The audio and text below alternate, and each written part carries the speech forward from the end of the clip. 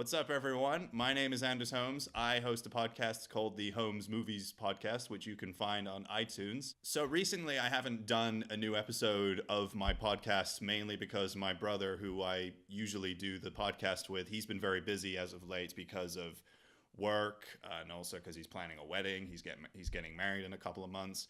We haven't done a new episode since we talked about the Yorgos Lanthimos film The Favorite, which is amazing and you should check out. And congratulations to Olivia Colman, who won the actress award at the Oscars.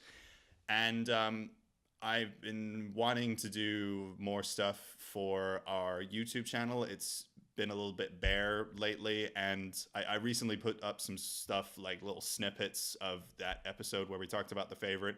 Not so much about the movie, but about stuff we were talking about in the episode, like in regards to the film industry, like a bit about remakes, just films we were looking forward to in 2019, and a bit about the Oscars and the whole controversy surrounding them. So you can check those out. So yeah, I wanted to do a little bit more. For our channel and try and get a bit more content on there. And this what I'm doing now is is basically an example of that. So yeah, the film I'm going to be talking about is the Drew Goddard film Bad Times at the El Royale, which was released last year. And I'm going to be talking a little bit more about it, but I really enjoyed it. I thought it was a really good movie. It's a shame that movie was not a huge success at the box office. I think it was a huge success critically, but commercially it barely made anything, which is kind of a shame because it's actually a really good film, and I think it missed out on a large group of people going to see it instead of but then going to see a movie that they've seen 1,000 times. I mean, yes, this is a film that has kind of been made before, but it's done in a very completely different way, and it's directed and it's got such impeccable directing. Like, Drew Goddard is so on top of his game, and it's amazing he hasn't made a film since The Cabin in the Woods, which he wrote and directed. He co-wrote that film, and Joss Whedon co-wrote the screenplay with him. And Drew Goddard actually got his first start with Joss Whedon. He wrote a few episodes for the last season of Buffy the Vampire Slayer, and when Buffy the Vampire Slayer ended, he went and did a few episodes on Angel in the last season before it got canceled in 2004. And he was an executive story editor, and I think he was a producer as well. And he got a lot of work after that. He did stuff on Lost, Alias with J.J. Abrams. Both Lost and Alias are J.J. Abrams shows. And he wrote the screenplay for Cloverfield, which is pretty good.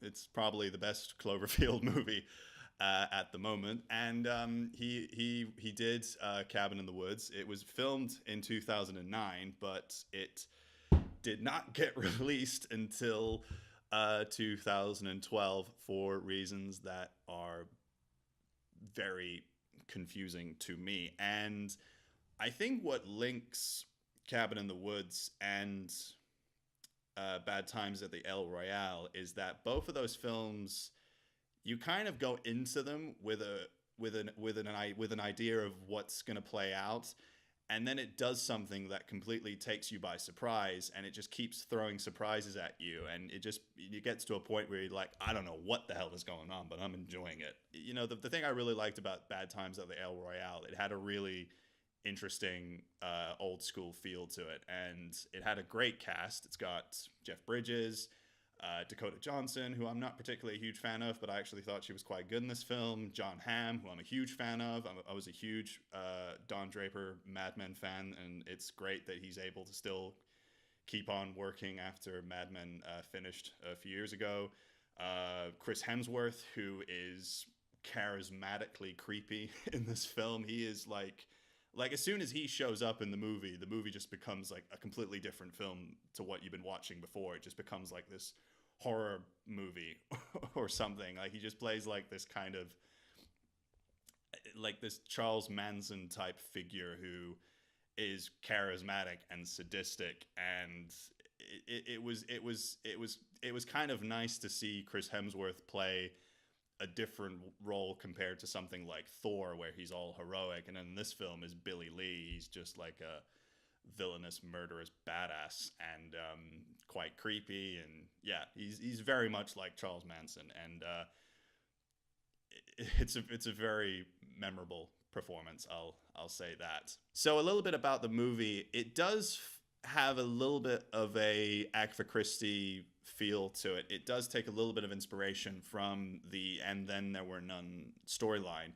"And Then There Were None" was a book written by Agatha Christie. It didn't have anybody like Hercule Poirot or Miss Marple in it. It was very separate from all those series of books with those characters that she wrote. And it's about 10 strangers who go to a location. They all have one connection that kind of, connects them, but none of them know each other. And it's the same with this movie as well, except it's 7 people. Like 7 people go to this hotel. All of them have some sort of secret. All of them have some sort of motivation to why they're there. And stuff just goes wrong in the most unpredictable way possible. It's violent. Like the violence comes like that. It hits you in a lot of ways. Like there's one moment which catches you completely off guard and you're like, oh my God, I did not see that coming. And it just makes you jump. There's 2 moments like that. And I was just like, they're not going, oh, they did. Oh, this just changes everything then. The one film I kept thinking about when watching this movie was Quentin Tarantino's The Hateful Eight. Both those movies, they all take place in one location. In The Hateful Eight, it's the haberdashery. And in this one, it's the El Royale Hotel, which basically is like, in the hotel, you can stay on the California side or you can stay on the Nevada side. And it all takes place in that location. So it has a real kind of theatrical feel to it. And, both those movies feel like theater plays anyway. And all of them are very long and would probably, test the patience of a regular film goer who's probably not used to going to the cinema and watching a over 2.5 hour movie. And this movie is clocks in at about 2 hours and 20 minutes, maybe a little bit more than that. I mean, it does have some pacing issues. I will say that. I mean, it at some point you do feel like at some point this film does feel like it could run out of steam. But I think, towards the end of the sort of last little chunk of the film, when Chris Hemsworth's Billy Lee shows up, the film gets a little bit of an energy boost, and it just becomes this kind of really tense, helter-skelter kind of movie. And I mean, I think one of the things that kind of really makes this film very good and very memorable for me is the direction is on point. Like Drew Goddard really just weaves all the different storylines together and, makes it very entertaining, makes it very suspenseful, and is able to throw these surprises at you that just make you feel more invested in the film. And there's this original mystery that, of all the characters that's kind of been, laid down, like, you're throwing seeds out, like the seeds of the mysteries have already been set and they start blooming as the film goes on, and you're just sort of you have this information already, and then it just goes in different directions, and it's not complex. It might feel a bit contrived, but it never feels complex, and you never have a moment where you're like, I have no idea what's going on, like what is happening. It's not like a David Lynch movie or anything like that. It's very easy to follow.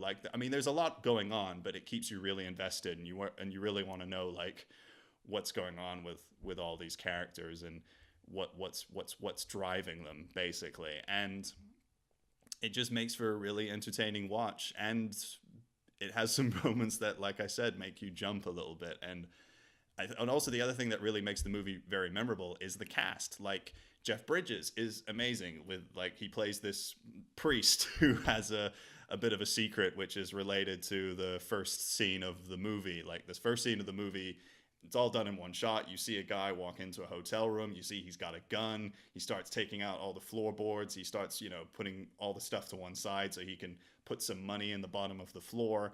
And then, I won't spoil it, but some stuff happens, and then it goes 10 years later, and then you're introduced to all the main characters, and then shit goes south very quickly for all of them. John Hamm, who plays this southern gentleman who happens to be a vacuum salesman who wants to stay in the honeymoon suite even though he's not on his honeymoon, is a very interesting character. And once the film focuses a little bit on him at the beginning, like he's kind of the guy who instigates all the sort of bad stuff that kind of like he's the guy that kind of guides us into the mystery, and like all his kind of putting his nose in places where it doesn't belong. I mean, there is a reason for it, but when he starts doing that, everything kind of moves into the direction where it's like, oh shit, things are about to go south really quickly. And I mean, he's great. I think John Hamm is a great actor, and it's like I said, it's amazing that he's still able to get work after Mad Men finished. Like, some actors who've played a character for so long, everyone's like, oh, that's the Don Draper dude, and things like that. Or like, with James Gandolfini, he's always going to be Tony Soprano, or Matthew Perry's always going to be Chandler. Like, sometimes when people have played like a character on TV for so long, it's very hard to shed that persona away, because people are always going to be like thinking, oh, he's that guy. But John Hamm has actually been able to really kind of step away from the Don Draper character, and able to, play different characters and play more memorable characters, and add more to his, roster of great performances that he's done over the last few years. And yeah, he's actually one of my favorite actors. And in Baby Driver, he is amazing in. Just wanted to say a little bit about that. He's fantastic in Baby Driver. Great villain. Like Chris Hemsworth in this film, he's a great villain.